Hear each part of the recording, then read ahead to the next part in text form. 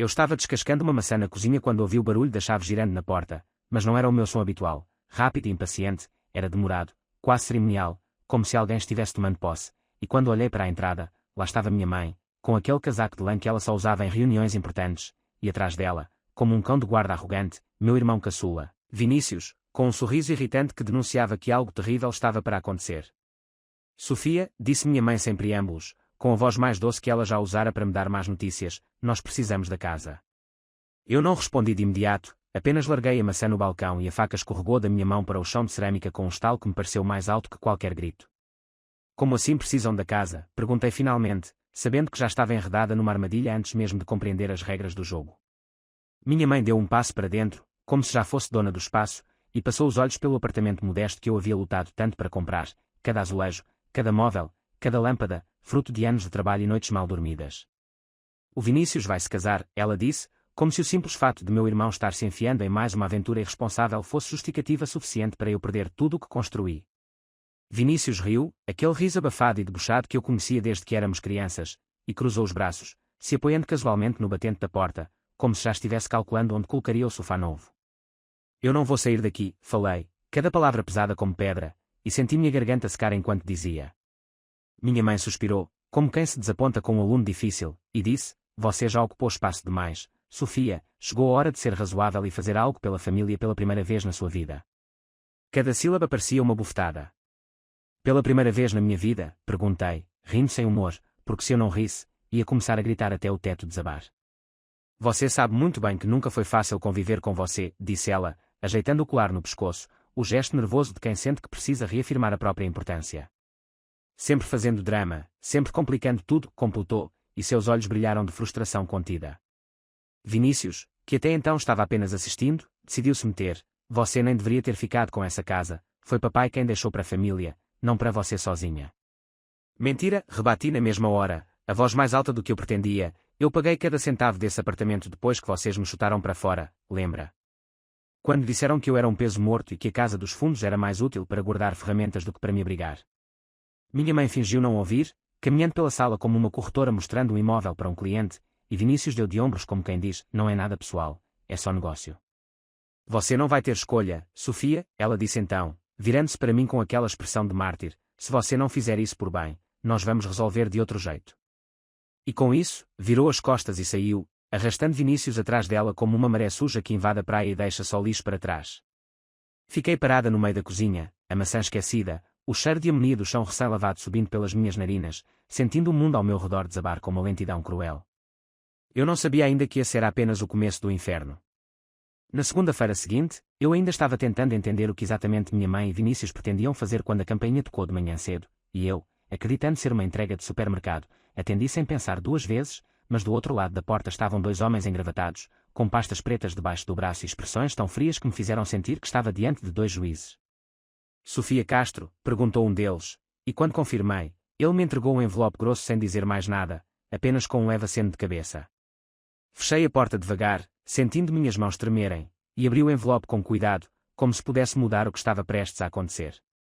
Dentro, uma notificação judicial informando que eu estava sendo processada por posse indevida de imóvel pertencente à família, um processo absurdo movido pelos meus próprios pais e irmão, alegando que eu havia ocupado a casa de maneira injusta e que a propriedade deveria ser partilhada.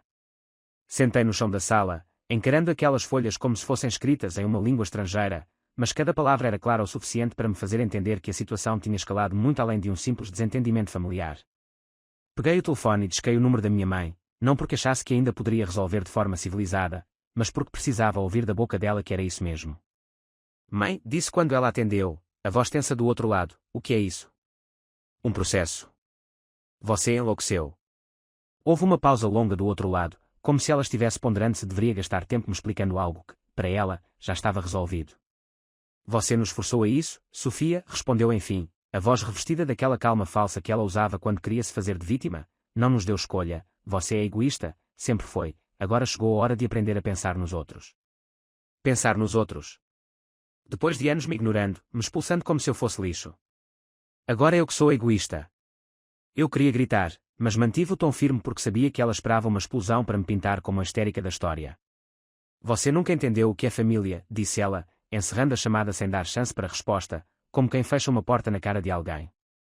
Permaneci sentada ali por minutos que pareceram horas, até o telefone vibrar novamente, desta vez uma mensagem de voz do Vinícius, rindo de um jeito irritante enquanto dizia: "Você pode espernear à vontade, Sofia, mas a casa vai ser nossa.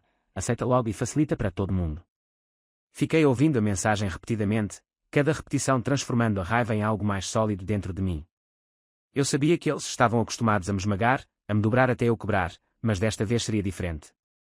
Peguei meus documentos, liguei para um advogado e marquei uma reunião para aquela mesma tarde.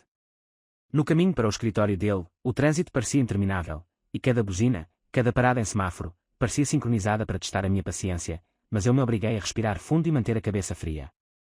O advogado, um homem de expressão cansada e olhar atento chamado Dr. Renato, ouviu meu relato em silêncio, fazendo anotações curtas num caderno de capa preta. Quando terminei, ele ajeitou os óculos e disse sem rodeios: "Eles não têm base jurídica para te tirar da casa se a escritura estiver em seu nome. Vamos lutar com tudo." "Mas é a minha mãe", disse, sentindo um gosto amargo na boca. "É meu irmão, minha família." Dr. Renato apenas me olhou por alguns segundos antes de responder: "Família é quem luta por você, não quem tenta te destruir para beneficiar outra pessoa. Se quiser, eu luto ao seu lado."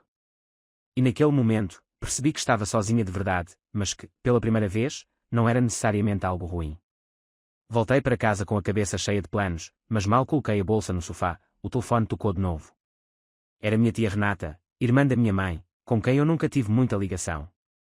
"Sofia", disse ela sem rodeios, "fiquei sabendo do processo. Preciso te contar uma coisa." A voz dela estava tensa, como se carregasse um segredo grande demais para ser dito de forma casual. "Fala, tia", incentivei, o coração acelerado. Ela hesitou por um momento antes de despejar: "Essa casa não foi comprada com dinheiro do seu pai nem da sua mãe. Foi o seu avô quem te deixou em testamento. Eles esconderam isso de você." A respiração falhou no meu peito. "Como assim?", perguntei, sentindo que o chão parecia mais instável a cada palavra que ela dizia. "Seu avô deixou essa casa para você quando morreu. Eles deviam ter-te contado quando você fez 18 anos, mas esconderam, fingiram que estavam te ajudando a comprar, quando na verdade era seu direito desde o começo." Fechei os olhos por um instante, tentando absorver aquilo.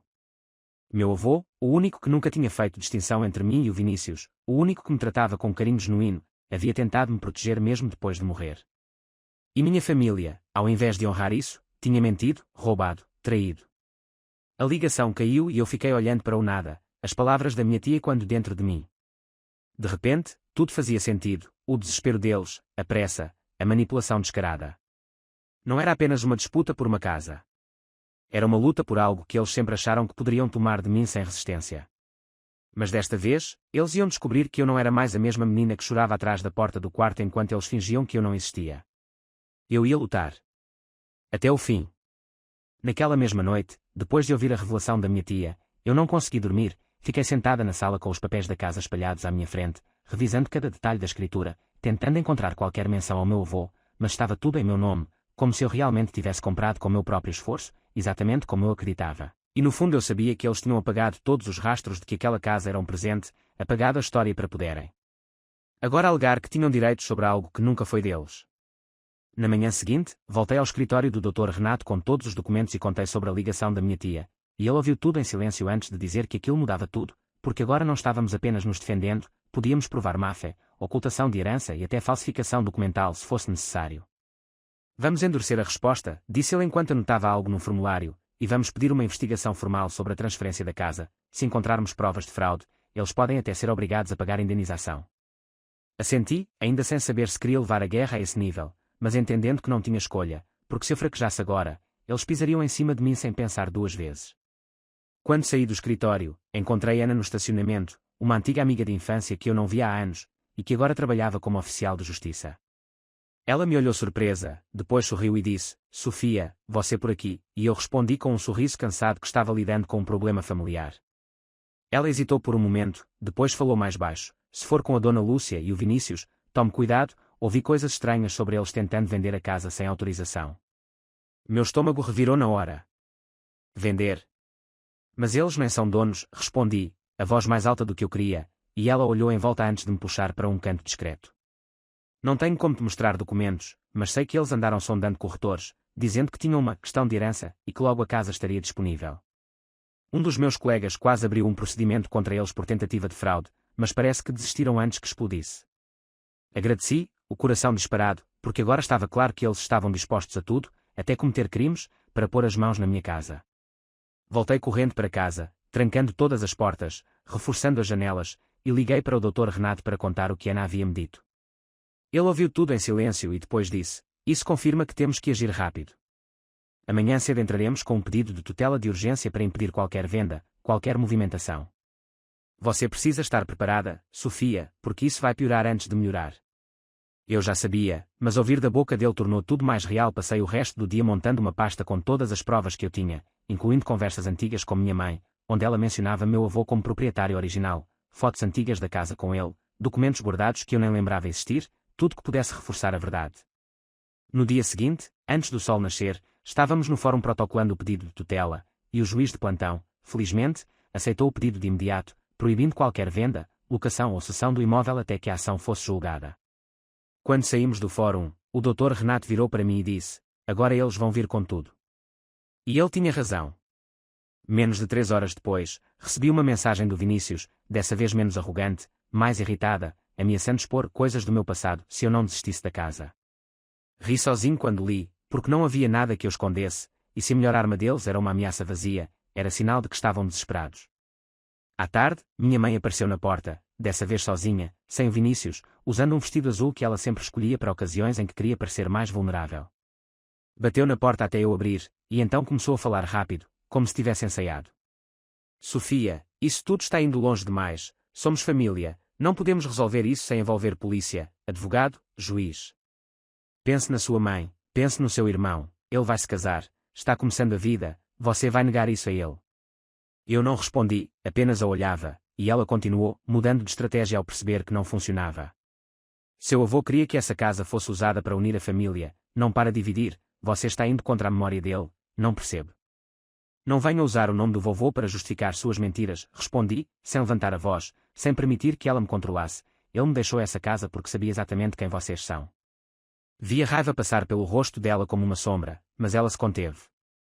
"Você vai se arrepender, Sofia", disse por fim, virando-se para ir embora, mas antes de sair, lançou por cima do ombro: "Não pense que venceu." Fechei a porta sem responder, tranquei todas as fechaduras, sentei no sofá e senti pela primeira vez em dias uma calma estranha. Eles iam lutar sujo. Eu ia lutar limpo. E ia vencer. 2 dias depois da visita da minha mãe, eu recebi uma intimação para comparecer a uma audiência de conciliação, o que era esperado, mas o que me surpreendeu foi o tom da carta, porque junto ao documento havia uma notificação anexa onde eles me acusavam formalmente de apropriação indébita, alegando que eu havia fraudado documentos para ficar com a casa, e a acusação não vinha só deles, mas também de uma testemunha que eu jamais esperaria ver envolvida, meu tio César, irmão mais novo da minha mãe, que durante a minha infância sempre foi aquele parente ausente, mas agora surgia no processo como alguém que afirmava que o último desejo do meu avô era que todos da família partilhassem os bens. Fiquei parado olhando para o papel durante alguns minutos, sem conseguir entender como eles tinham conseguido manipular até alguém tão distante da situação para fortalecer a versão deles. Liguei imediatamente para o Dr. Renato, que me atendeu no primeiro toque, e expliquei a situação. Ele não pareceu surpreso, apenas disse com a mesma calma imperturbável de sempre: "É uma estratégia velha, criar volume de testemunhos para confundir o juiz. Não se preocupe, temos documentos, eles têm palavras. Documentos vencem palavras." Mesmo confiando nele, a ansiedade me corroía por dentro, porque a audiência era obrigatória, e eu teria que olhar para a cara deles sabendo o que estavam tentando fazer comigo. No dia da audiência, cheguei cedo ao fórum, e ao entrar na sala de espera, vi minha mãe sentada ao lado do Vinícius e do tio César, todos com expressões sérias, como se fossem vítimas de uma injustiça horrível. Eles nem tentaram disfarçar o olhar de superioridade quando me viram, como se já tivessem ganho a batalha antes mesmo de começar. Sentei-me do outro lado da sala sem dizer uma palavra, mas a tensão era palpável, tão forte que dava para sentir o desconforto até dos funcionários que passavam. Minutos depois, fomos chamados para a sala da audiência. A conciliadora era uma mulher de uns 50 anos, cabelos presos num coque apertado e expressão de quem já tinha visto todo tipo de disputa familiar. Explicou que aquele era um espaço para tentarmos resolver a questão sem precisar de julgamento, e pediu para ouvirmos uns aos outros antes de tomar qualquer decisão. Minha mãe foi a primeira a falar, e seu discurso era um amontoado de meias-verdades, dizendo que meu avô queria união, que eu me aproveitei da situação, que Vinícius estava começando uma família e merecia um lar seguro, enquanto eu, já estabelecida, poderia recomeçar em outro lugar. Quando ela terminou, a conciliadora se virou para mim e perguntou se eu tinha algo a dizer. Respirei fundo e falei, olhando diretamente para todos eles: a casa foi deixada para mim. Está no meu nome legalmente. Eu trabalhei para mantê-la e reformá-la. Nunca houve acordo de partilha. Estão tentando tomar de mim algo que nunca pertenceu a eles. A mulher anotou algo e perguntou se havia possibilidade de acordo. Antes que eu pudesse responder, Vinícius se inclinou para frente e disse, num tom ácido, se ela quiser, pode ficar com parte do valor, depois que vendermos. Olhei para a conciliadora e disse, sem hesitar, não aceito vender. Não aceito sair. Não aceito acordo.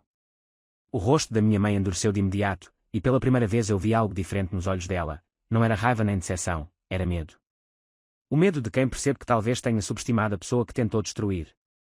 A audiência terminou sem acordo, como era previsível. Na saída, enquanto eu aguardava o elevador, Vinícius se aproximou, o rosto muito próximo do meu, e murmurou, você está cavando a própria cova, Sofia. Não vamos parar. Eu não me mexi, nem recuei, apenas disse em voz baixa, eu também não. Voltei para casa com a cabeça fervendo. Liguei para minha tia Renata, querendo saber se ela sabia algo mais que pudesse nos ajudar no processo. Ela atendeu no segundo toque, e disse que havia encontrado uma cópia antiga de uma carta escrita pelo meu avô, onde ele deixava registrado de próprio punho a vontade de que eu herdasse a casa. Pedi para que ela me enviasse a carta imediatamente.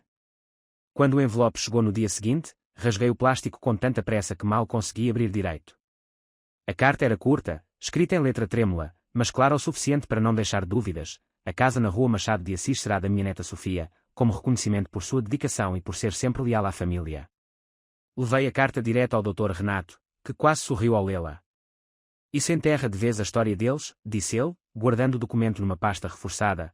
Agora só precisamos apresentá-la na primeira audiência de instrução. Saí do escritório dele sentindo uma sensação nova, como se pela primeira vez em semanas estivesse à frente, e não apenas reagindo aos golpes baixos da minha família. No caminho para casa, no entanto, recebi uma ligação de um número desconhecido. Atendi desconfiada e do outro lado ouvi a voz do meu pai, a quem eu não via há anos, desde que ele havia ido embora para o interior depois do divórcio. Sofia, ele disse, a voz rouca, tua mãe e teu irmão vieram me procurar. Estão tentando envolver meu nome nessa confusão. Dizendo que eu prometi que a casa era da família toda. Encostei o carro no acostamento, o coração batendo rápido. E o que você vai fazer? Perguntei, tentando manter a calma. Houve uma pausa do outro lado antes dele responder, eu vou dizer a verdade. Sempre achei que você era a única que merecia algo da nossa família. Vou testemunhar a seu favor. Agradeci sem conseguir falar muito mais, desliguei o telefone e fiquei parada ali, olhando o trânsito passar sem prestar atenção nos carros, sentindo que pela primeira vez em muito tempo, talvez eu tivesse uma chance real. Eles ainda iam tentar me destruir. Mas agora, não seria tão fácil.